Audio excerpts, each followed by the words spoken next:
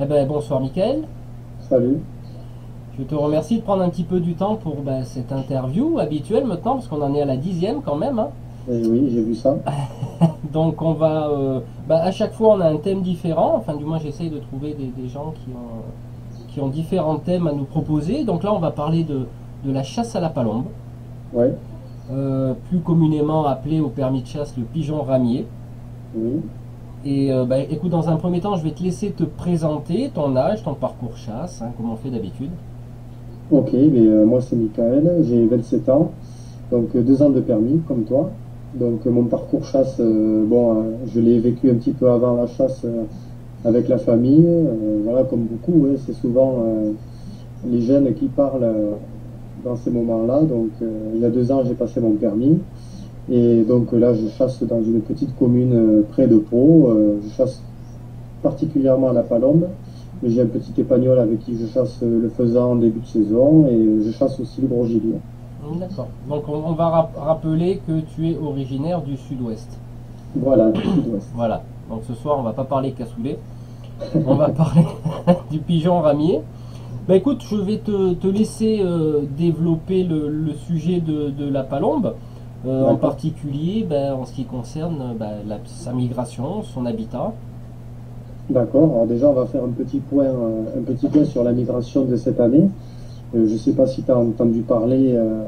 Bon, elle a été un petit peu particulière, si tu veux, parce que par rapport aux années précédentes, on va dire par rapport aux 20 dernières années, la palombe migrait en petits groupes.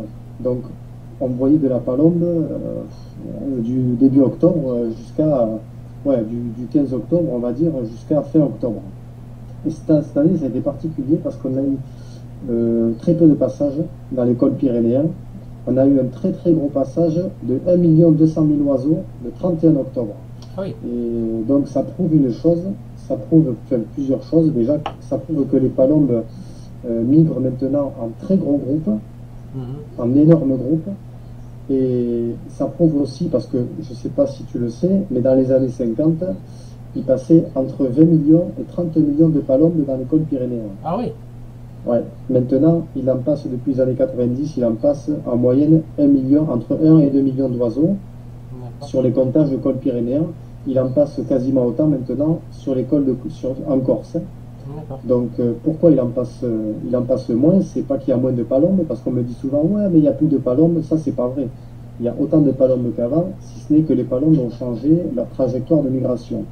C'est-à-dire qu'elles vont passer beaucoup dans le littoral et donc au-dessus de la mer. Alors, il y en a qui vont dire, parce qu'il y a une énorme pression de chasse, parce que les températures font qu'elles passent plus sur la mer, parce que les vents dominants font que.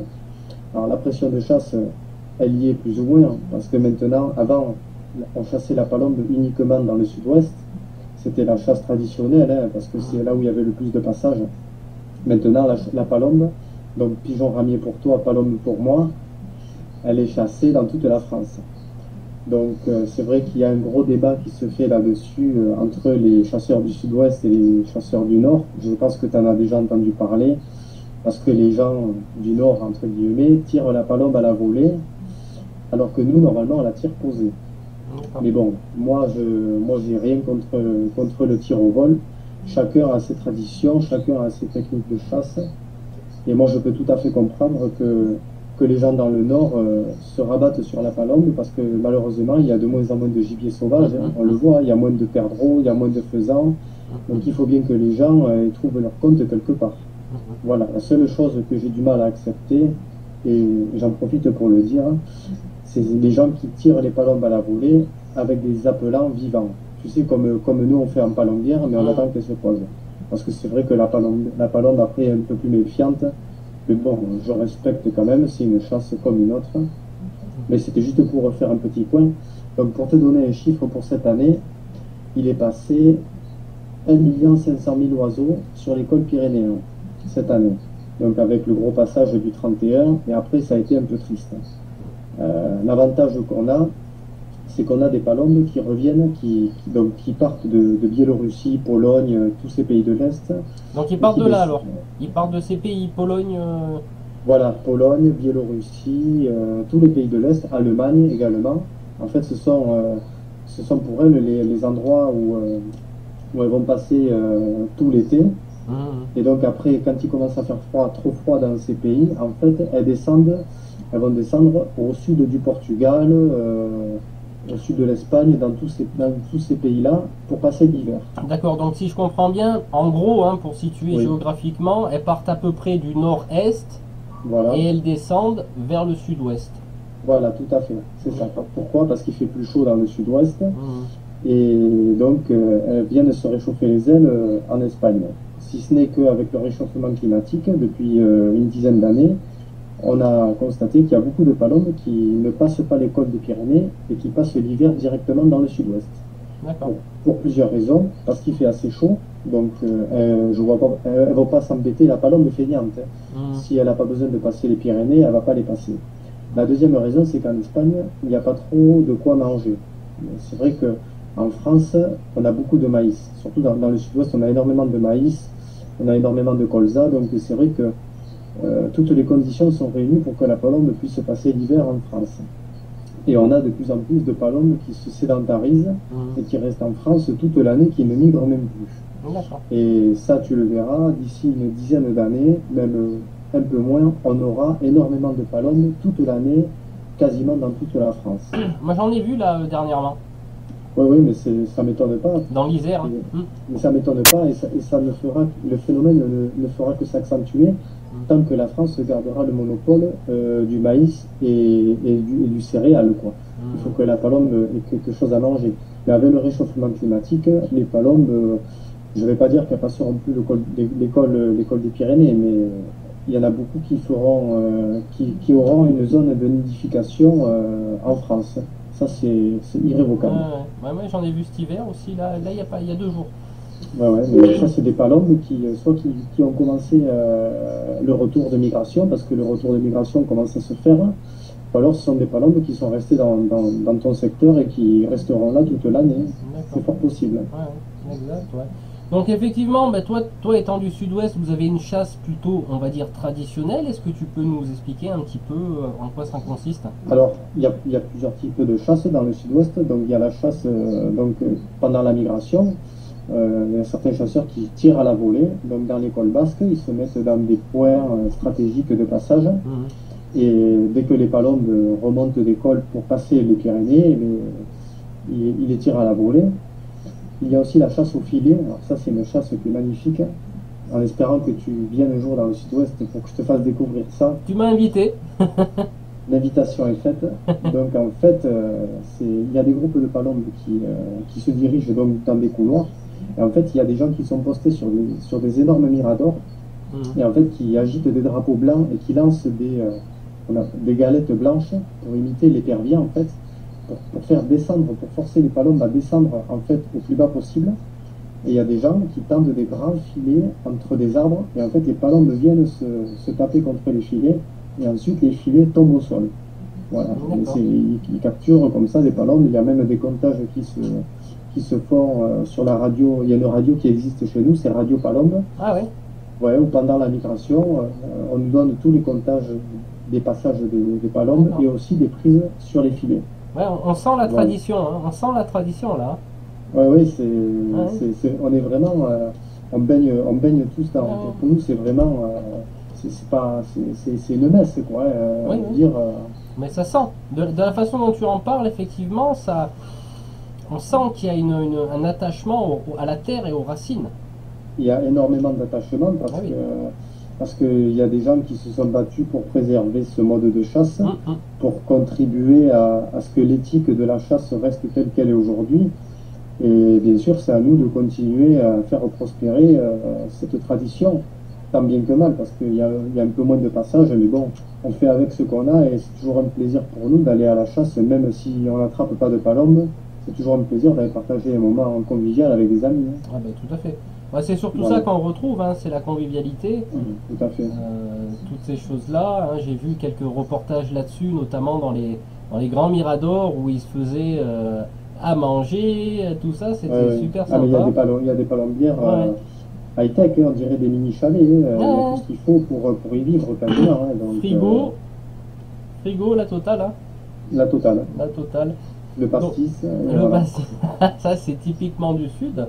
Donc, est-ce que tu peux nous expliquer qu'est-ce qui se passe dans une palombière? Alors, dans Ouais, une palombière, ouais. il se passe beaucoup de choses.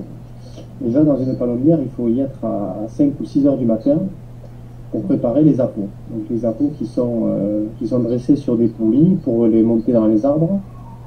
Il y a aussi la préparation des volants. Donc, des fois, on Mhm. élève des pigeons, une dizaine, une quinzaine de pigeons, qu'on va lâcher lorsqu'on voit un vol de palombe. Les pigeons font un tour et reviennent à un endroit stratégique de la palombière pour faire poser les palombes. Donc, après, qu'est-ce qui s'y passe? De longs moments d'attente, de très très longs moments d'attente. Et après, voilà, en général, on peut y être à. J'ai déjà vu des palombières où ils étaient à plus d'une dizaine de personnes.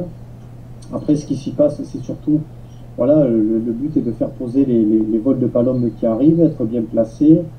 Et il n'y a rien de plus magnifique que de voir un vol de centaines ou de milliers de palombes arriver et réussir à les faire poser sur des tout petits carrés de bois. Les arbres sont crépus de Mhm. palombes, on voit même plus les feuilles tellement il y a de palombes. Et Mhm. rien que ça, c'est. Moi, je trouve que c'est. Enfin, voilà, je critique pas les autres chasses, mais je trouve très très noble de réussir à faire poser une palombe et à la tuer quand elle est posée. Parce qu'on lui laisse énormément de chances de Oui, vivre à cet oiseau. Mais moi, je dis ça parce que voilà, on est vraiment des amoureux de la palombe. oui. Et ceux qui tirent au vol dans l'école basque, c'est une tradition aussi. Donc, Mhm. voilà, C'est une chasse, ça hein, reste. bien sûr. Voilà, Mais, moi, je trouve joli, voilà, le fait de poser les palombes, ça, je trouve que c'est très joli. Donc après, il y a la chasse donc, en palombière. Et en fait, l'hiver, quand les palombes restent dans le secteur, on chasse avec des palombières au sol. Alors, tu vas me dire, pourquoi des palombières au sol, pourquoi pas mhm. des palombières en hauteur? Parce que la palombière d'hiver, la palombe d'hiver, pardon, on ne sait pas pourquoi, elle accepte mal les, euh, qu'il y ait trop d'appos dans les arbres. Parce que la palombe d'hiver, en fait, va se poser dans des arbres et va surtout chercher à descendre dans les champs de maïs pour aller se nourrir, en fait. Parce que la palombe d'hiver a besoin de se ressourcer. Mhm. Donc c'est vrai que moi, j'ai une palombière au sol avec un tunnel. Mhm. Et moi, tous les appos que j'ai sont au sol. Donc j'ai deux pigeons et j'ai des formes que je mets au sol. Mhm. Et quand les palombes, en fait, les palombes ne vont pas très loin parce elles vont d'une réserve à l'autre, hein. On a beaucoup de réserves dans le sud-ouest, justement pour les palombes. D'accord. C'est des endroits où personne n'a le droit de chasser. On appelle ça des dortoirs à palombes. Ah oui. Et nous, là où j'habite, tous les ans, il y a entre allez, 6 et 12 000 palombes qui restent tout l'hiver là et qui se baladent après de palombière en palombière. Elles restent dans le secteur. Là, on peut les tirer, mais on n'a pas le droit de les tirer dans la réserve. C'est bien Voilà, ça. donc au moins, ça nous permet d'avoir des palombes dans le secteur et de pouvoir s'amuser un peu Mhm. tout au long de la saison. Oui, non, mais ça, c'est un peu quelque part, c'est aussi une protection de l'espèce, hein. Tout à fait, oui, tout à fait. C'est pour essayer de faire perdurer l'espèce Oui, au maximum. oui. Et je pense que c'est très écologique, ça, parce que moi, je sais que par exemple, dans ma commune, bon, on essaie d'élever enfin, de réintroduire le faisan sauvage. Ouais, Bon, c'est pas évident, mais si on le fait pas, qui le fait, quoi. ouais, tout à fait. Donc, je pense Tout à que c'est fait. un bon. Et c'est pas évident, mais on essaie de s'y tenir parce que il n'y aurait pas de réserve à palombes, ben, tout le monde ferait des palombières partout parce qu'il y a, attention, hein, quand je dis qu'il y a une grosse force de chasse en France, je parle aussi dans le sud-ouest, hein. Il y a une grosse pression de chasse aussi dans le sud-ouest, hein. D'accord. Je veux dire, il y a énormément de palombières et heureusement qu'il y a des réserves parce qu'il n'y aurait pas de réserve, les gens feraient des palombières partout et au final, les palombes passeraient mais ne s'arrêteraient plus. Bah, c'est de la gestion synergétique, hein. Tout à fait. Donc, Tout à fait. Il faut que tout le monde soit vigilant là-dessus pour les années à venir parce que il faut reprendre les choses, il faut continuer à faire les choses comme il faut, hein. ouais. Et je me rappelle plus, je crois que c'était Saint-Exupéry qui disait nous n'héritons pas de la terre de nos ancêtres, nous l'empruntons à nos enfants. Donc, Ouais, quelque part, il y a une forme de philosophie là-dedans où on pense au futur. Parce que ouais, ce qu'on reproche souvent aux chasseurs on va dire, moi ce qu'on reproche souvent, c'est que on a tellement tué par le passé Ouais, que maintenant, ben, on se plaint qu'il n'y a plus de lièvres, de lapins, de gibier, de machin. ouais, Mais maintenant, on est dans le sens inverse où le chasseur préserve ouais, tout à fait. la nature tout en s'auto-régulant soi-même, parce qu'il y a toujours des Ouais, cons qui vont dépasser un quota. Mais il y a, on va dire, ce mouvement qui permet de prendre conscience que on est chasseur maintenant, mais peut-être dans 40 ans, ça sera nos enfants, et il faudra ouais, penser à leur laisser cet héritage. ouais, tout à fait, ouais. Tout à fait, ouais. Mais concernant la palombe, c'est tout à fait ça. Mhm. C'est nos ancêtres qui nous ont laissé l'héritage justement de cette chasse traditionnelle qu'il faut qu'on fasse perdurer. Parce que Mhm. si on ne la fait pas perdurer aujourd'hui, ça disparaîtra et Ouais. plus personne ne chassera à la palombe au filet ou en palombière. Ah, Mais bon, c'est important d'être attaché à ses racines, hein, et nos racines, c'est la terre, hein. ouais, tout à fait, ouais. Donc il faut la préserver, et ça, c'est. Et bon, il y en a certains, ils ne le comprennent pas, mais oui, on est des chasseurs écolos et on en est fiers. Ouais, tout à fait, ouais. On en est Tout fiers. à fait, tout à Est-ce que fait. tu aurais un point à rajouter sur les palombes qu'on n'a pas abordé? Sur les palombes, non, si ce n'est que voilà, c'est un oiseau qui est très très très très noble. Mhm. Moi, voilà, c'est une chasse que j'adore. Et je suis content aussi que tout le monde maintenant puisse chasser la palombe parce que c'est vrai qu'il y a beaucoup de gens qui disent, enfin, il y a beaucoup de gens du sud qui critiquent les gens du nord par rapport à la chasse à la palombe. Moi, je crois que c'est une bêtise parce que je crois que les gens du nord ont tout à fait le droit et heureusement de chasser la palombe parce que malheureusement, il y a de moins en moins, comme je disais tout à l'heure, de gibier sauvage. Mhm. Et la palombe, je veux dire, il n'y en a pas moins, c'est pas vrai, c'est Mhm. juste qu'elle passe différemment et il y en a pour tout le monde. Mhm. Donc, il y en a de plus en plus de palombes. Donc, apparemment, le nombre est en croissance de Mhm. D'accord. palombes chaque année. Donc, voilà, je veux dire, la pression de chasse, les chasseurs, c'est pas eux qui font qu'il y ait moins d'oiseaux. C'est pas du tout ça. C'est Mhm. plus une question de climat Ouais. et voilà, c'est tout. Tout à fait. Une question, je sais pas, enfin, que j'ai oublié de te poser. Ça se tire avec quel numéro de plomb? Alors, la palombe, non, quand tu l'as à 20 ou 30 mètres, moi je la tire avec du 6 D'accord. parce que le 6 ça l'abîme pas trop. C'est vrai que quand elle commence à être sur des arbres de 30 à 40 mètres, il vaut mieux tirer avec du 4. Toujours pareil, hein, pour éviter de blesser l'animal pour rien, de Oui. le laisser partir avec une aile cassée, ne pas le retrouver. Bon, Mhm. ça donne à manger au renard, mais c'est faire souffrir une bête pour rien. Donc moi, je préfère les tuer net plutôt que de les blesser. Bah, c'est toujours le respect de l'éthique de chasse qu'on retrouve chez tous les jeunes chasseurs, hein.